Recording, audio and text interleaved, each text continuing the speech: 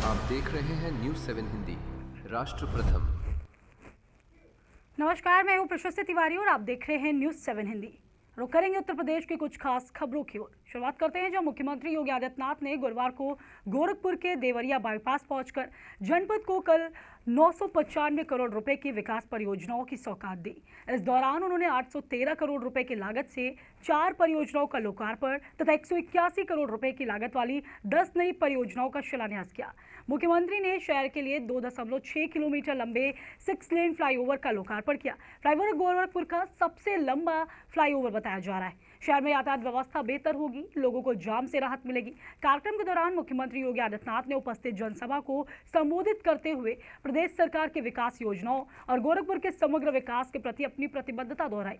उन्होंने कहा कि सरकार का लक्ष्य बेहतर आधारभूत संरचना, सुगम यातायात, नागरिक सुविधाओं का विस्तार करना है। रैली के दौरान मुख्यमंत्री योगी आदित्यनाथ ने विपक्ष पर निशाना साधते हुए रामधन गबन मामले को लेकर आरोप लगाए हैं। सीएम योगी ने कहा है कि जो आस्था पर प्रहार करते थे, आज वो आस्थावान बनने का ठेका ले चुके। उन्होंने विपक्ष पर धार्मिक आस्था और जनभावनाओं को लेकर राजनीति करने का आरोप लगाया। मुख्यमंत्री ने अपने संबोधन में सरकार के कार्यों, प्रदेश की सुरक्षा व्यवस्था का जिक्र किया। रैली में बड़ी संख्या में कार्यकर्ता और समर्थक मौजूद थे। यानी जो आस्था को उस समय प्रहार करते थे, आज वे सबसे बड़े आस्थावान बनने का ठेका ले चुके हैं, सबसे बड़े आस्थावान बन रहे हैं। जिन लोगों ने राम जन्मभूमि मंदिर निर्माण के मार्ग में बाधाएं खड़ी की, राम जन्मभूमि आंदोलन के दौरान राम भक्तों पर गोलियां चलाई, राम मंदिर के मार्ग के लिए बाधाएं खड़ी करने के लिए उच्चतम न्यायालय में अपने अधिवक्ता खड़े किए विरोध में, वे लोग आज आस्था की बात कर रहे हैं।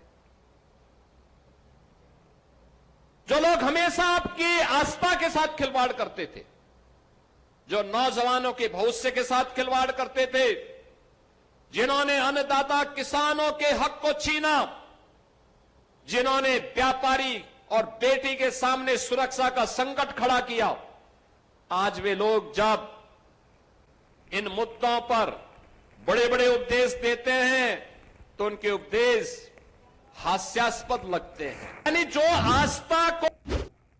अगली खबर की बात करें, जो बहुजन समाज पार्टी प्रमुख मायावती ने जंतर मंतर पर हुए प्रदर्शन और उससे जुड़े घटनाक्रम को लेकर सोशल मीडिया पर प्रतिक्रिया दी है।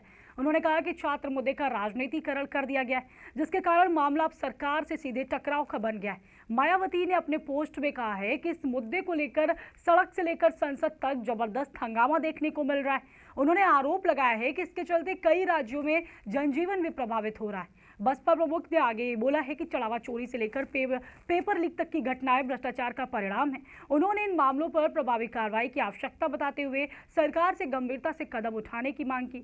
लखनऊ के हजरतगंज स्थित डॉक्टर भीमराव अम्बेडकर प्रतिमा स्थल पर भीम आर्मी और विभिन्न छात्र संगठनों के कार्यकर्ताओं ने धर्मेंद्र प्रधान के इस्तीफे की मांग को लेकर प्रदर्शन किया। प्रदर्शन को देखते हुए मौके पर भारी संख्या में पुलिस बल तैनात हुआ। पुलिस ने प्रदर्शनकारियों को समझाने का प्रयास किया, लेकिन प्रदर्शन जारी रहने पर कई लोगों को हिरासत में लेकर इको गार्डन भेज दिया गया। प्रशासन की ओर से सुरक्षा व्यवस्था बनाए रखने के लिए इलाके में सतर्कता बरती जा रही है।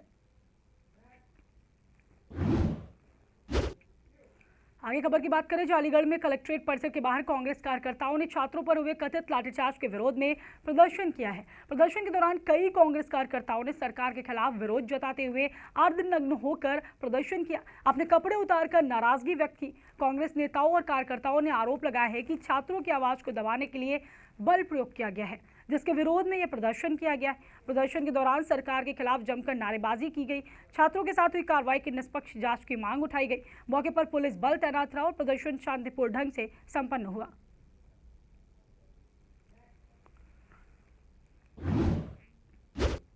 उत्तर प्रदेश की अगली खबर में बात करें, जो भारतीय जनता पार्टी के प्रदेश अध्यक्ष पंकज चौधरी ने कांग्रेस नेता राहुल गांधी पर निशाना साधते हुए बोला है कि सदन की कार्रवाई चलती है, राहुल गांधी विदेश दौरे पर चले जाते हैं। आरोप लगाया कि राहुल गांधी कैमरे के सामने राजनीति कर रहे हैं, जनता को गुमराह करने का काम कर रहे हैं। पंकज चौधरी ने कहा है कि प्रधानमंत्री नरेंद्र मोदी देश के हर नौजवान को आगे बढ़ाने के लिए प्रोत्साहित करते हैं। उन्होंने बोला है कि नीट परीक्षा को लेकर सरकार ने कदम उठाए और भविष्य में पेपर लीक जैसी घटनाएं दोबारा न हो। इसके लिए ठोस व्यवस्था तैयार की जा रही। उन्होंने बोला कि केंद्र सरकार युवाओं के भविष्य को लेकर गंभीर है और पारदर्शी परीक्षा व्यवस्था सुनिश्चित करने के लिए लगातार काम कर रही है। और अगर आप देखें तो उसके बाद, उस घटना के बाद देखें तो नीट एग्जाम, बच्चों का भविष्य ना खराब हो, उनका समय ना खराब हो, री एग्ज़ाम हुआ, लाखों बच्चों ने एग्ज़ाम दिया, वो एग्ज़ाम समाप्त भी हो गया है। अगर हम सबको राजनीति नहीं करनी चाहिए बल्कि उसका समाधान कि भविष्य में ऐसा पर्चा लीक ना हो, हम सदन में चर्चा के लिए तैयार हैं। और कहीं ना कहीं अगर आप देखें तो आज प्रधानमंत्री जी ने आज फास्ट ट्रैक कोर्ट का भी निर्माण किया है कि जो भी दोषी पाए गए हैं उनको फास्ट ट्रैक कोर्ट पर जल्द से जल्द और कठोर से कठोर सजा मिले, ऐसी व्यवस्था सरकार हमारी कर रही है। साथियों, अगर देखें तो मैं विपक्ष से सवाल करना चाहता हूं कि यदि सरकार चर्चा के लिए तैयार है तो विपक्ष सदन को क्यों नहीं चलने दे रहा है? राहुल गांधी संसद छोड़ करके सड़क की राजनीति क्यों कर रहे हैं? युवाओं के भविष्य का समाधान के बजाय अब राजनीति क्यों की जा रही है? जब नीट की सफलतापूर्वक परीक्षा हो गई तो राजनीति क्यों की जा रही है? भारतीय जनता पार्टी का विश्वास है कि लोकतंत्र, संविधान, संवाद और विकास में ही है। इसलिए मेरा मानना है कि हम विपक्ष से कहना चाहते हैं कि सदन चलाइए, देश चलने दीजिए। लोकतंत्र का रास्ता बहस से निकलता है, व्यवधान से नहीं निकलता है, ये मैं विपक्ष से कहना चाहता हूँ। देखिए, आज कहीं ना कहीं सरकार सोनम वांगचुक से भी मिलने गई, हमारे नौजवान साथियों से भी हमारे नड्डा जी ने मिलने का काम किया और आश्वासन दिया, तो उसका हल सदन के भीतर निकल सकता है, बाहर नहीं निकलता है। आप खुले मन से चर्चा करिए कि जो हमारे बच्चों के लिए जो हम चिंतित हैं उनके साथ आगे ना हो, उस पर भी हम काम कर सकते हैं। और अगर आप देखें तो उसके बाद, उस घटना के बाद देखें तो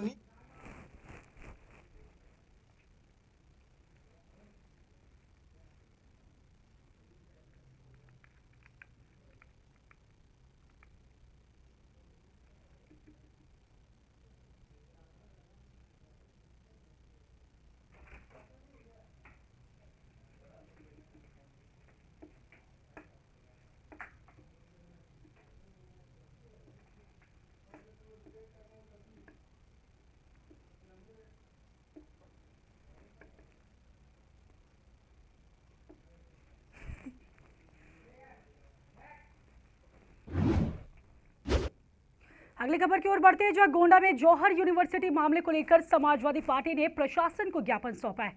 सपा के राष्ट्रीय सचिव के नेतृत्व में दिए गए ज्ञापन में यूनिवर्सिटी के 38 भवनों के ध्वस्तीकरण की कार्रवाई पर रोक लगाने की मांग की गई। ज्ञापन में कहा गया है कि इस कार्रवाई से छात्रों का भविष्य प्रभावित होगा, उनकी पढ़ाई बाधित हो सकती। सपा नेताओं ने प्रशासन से छात्रों के हितों को ध्यान में रखते हुए उचित कदम उठाने की मांग की है। जिलाधिकारी कार्यालय गोंडा कलेक्ट्रेट में जौहर यूनिवर्सिटी के जो कि आदेश हुआ उसके ध्वस्तीकरण के लिए सामने आया है, उसके विरोध में आज गोंडा जिले के समाजवादी पार्टी के सभी जिम्मेदार साथी, तमाम सामाजिक कार्यकर्ता जिलाधिकारी साहब को ज्ञापन देने आए हैं। आप सिटी मजिस्ट्रेट साहब इस ज्ञापन को जिलाधिकारी महोदय के प्रतिनिधि के तौर पर ग्रहण कर रहे हैं। मैं इसे पढ़ देना चाहता हूं ज्ञापन को।